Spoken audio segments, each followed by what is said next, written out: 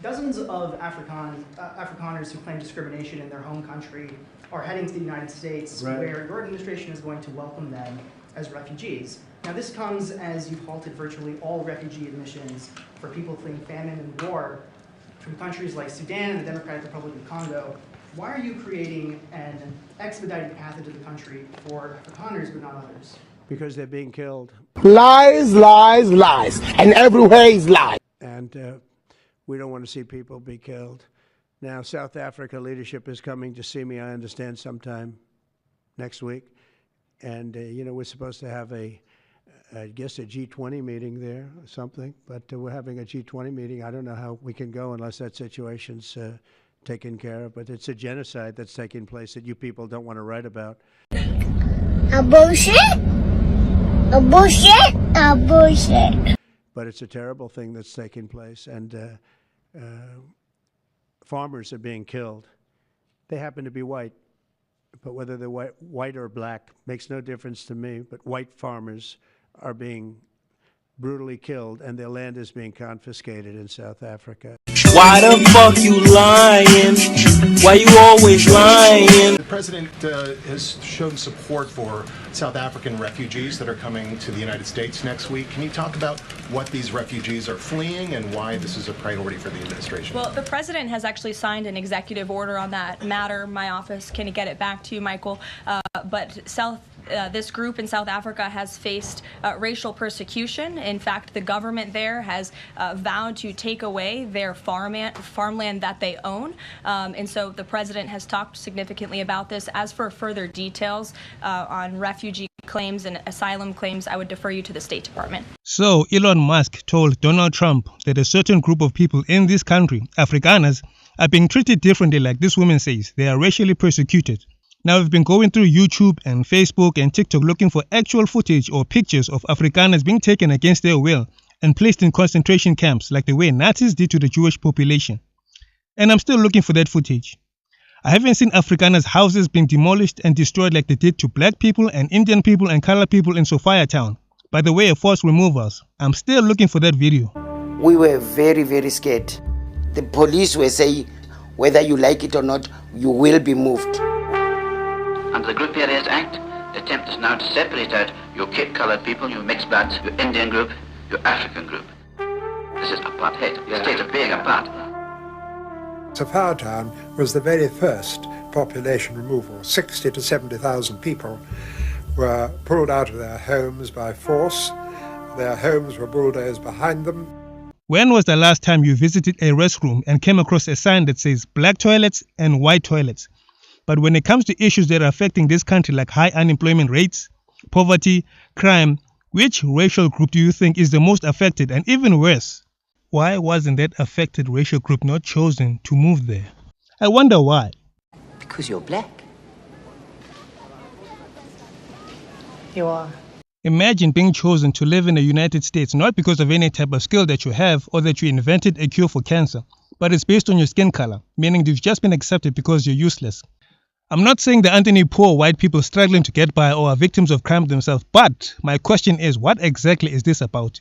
Donald Trump is chartering a plane using U.S. taxpayer money to bring refugees from South Africa to America. Now let's think about this for just one moment. What is the same about all these South African refugees that we might notice? They're all white people. That's right. And so when we talk about deporting people, it appears that they're mostly non-white. But we can bring in South Africans who are white. And I just can't shake this feeling. I just can't shake this feeling that maybe, and I'm not saying it, I don't know, I'm not there, I'm not in the room when these conversations occur. It seems to me that it's possible that these guys in the White House are motivated by certain aspects of these people that they're bringing in and taking out. I'm not saying it's true. Because all they have to do is just move to Oranje and stay there. Or is it that Oranje isn't good enough to live in because it's still under Cyril Ramaphosa? Or is it because you don't like it when Julius Malema sings "Kill the poor, kill the farmer"? You know, freedom of speech. To all of the South African Afrikaans refugees that are coming to America soon, I just want to let you know, as someone whose wife is Afrikaans, who's been to South Africa multiple times, you're gonna have a bad time. There's no white genocide happening in South Africa. You have crime that's happening as a result of racism-fueled generational economic inequality, the same thing that's happening in America. We're just a couple decades ahead of you on the unchecked capitalism timeline. But I have good news for you. You don't have to worry about the cheap exploited labor rising up against you anymore, because now that you're in America, you'll get to be the cheap exploited labor. If you were middle class or upper middle class in South Africa and you come to America, you're poor now. Like, really poor. You're not gonna have maids and gardeners and personal servants that you can pay $15 a day for. Now you get to be the cheap labor. But by all means, please come to America and experience the American capitalism that Elon Musk's been raving about to you. You'll probably love it. You know, what do I know? There's probably very little chance that you'll end up going back to South Africa in a year or two after realizing how overpriced and fucked up America is. I wouldn't even worry about that as a possibility. And if you think I'm being mean to these people because I think they're a bunch of racist, bigoted colonizers who wish they could go back to apartheid South Africa, it's just because I do think that. But to them, I say, welcome to the American dream. Please let me know when you've woken up from it. But it is an extraordinary moment for the United States to be opening its doors to refugees whose processing time for transition to a new life in America has been fast-tracked to just 3 months, where the standard processing time has been 18 to 24 months, and that was before Donald Trump shut America's doors. I think it's fair to say that most Americans don't really know this is taking place. A large majority of Americans, both black and white, who don't support Trump or are part of the MAGA crowd hate Elon Musk. So what makes them think they're going to be greeted with open arms? Unless they move to a predominantly white area with this white supremacy. I was just sitting here. Where the fuck are these South Africans finna live? Are our tax-paying dollars about to pay for these people's hotels and shit, bro? I know the fuck. So here's another question.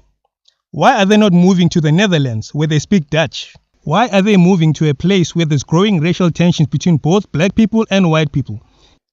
Just imagine Kobus and Mariki van der Merwe living in a country that voted for Trump to have a second term because he promised them he'll lower the price of eggs, but they're still struggling financially. Why, you ask? Because they also have high unemployment rate, poverty, and crime. So what's the difference? It's very simple. All they have to do is just be open and honest and feel free to express their concerns just by saying one thing. We as the Afrikaners want apartheid back so that our cries for help can be heard. Let's bring back the AWB. Let's change the color of the police vans from white with blue stripes to yellow like the old days. Let's take AfriForum and join it with Freedom Front into one party. You know, from now on it's going to be Afrikaans News 24/7. No more of that multilingual stuff that you've been listening to. Get rid of Generations and Isbaya and replace it with Aaron's Flay and 50-50. Read the transcript. Now, they want to have a transcript of the other call, the second call, and I'm willing to provide that. We'll probably give it to you on Tuesday. Oh, my God.